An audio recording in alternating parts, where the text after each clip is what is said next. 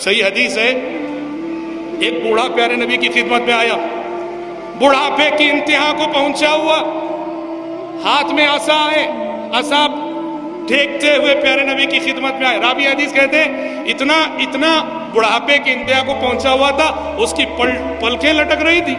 کہا پلکیں لٹک رہی تھی۔ اس نے پیارے نبی سے آگے سوال کیا، اے اللہ کے رسول، ایک بندہ ہے، ایک انسان ہے، کوئی صغیرہ گناہ کوئی کبیرہ گناہ ایسا چھوڑا ہی نہیں جس کو اس نے نہ کیا ہو۔ ہر صغیرہ گناہ، ہر کبیرہ گناہ، سارے گناہوں کی لذت اس نے چکھ لی ہے، اور وہ اتنا بڑا گنہگار ہے کہ اگر اس کے گناہ اس زمین کے انسانوں پہ تقسیم کر دیے جائیں تو زمین کے سارے انسان برباد ہو جائیں۔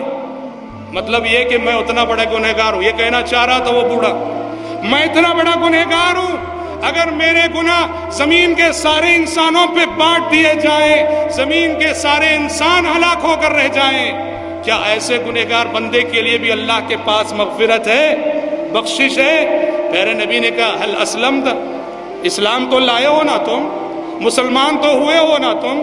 اس نے کہا اشہد ان لا الہ الا اللہ واشہد ان محمد رسول اللہ، کہا کہ ہاں میں نے شہادتین کا اقرار کیا ہوا ہے، میں ابھی بھی گواہی دیتا ہوں کہ اللہ کے سوا کوئی معبود برحق نہیں اور محمد اللہ کے رسول ہیں۔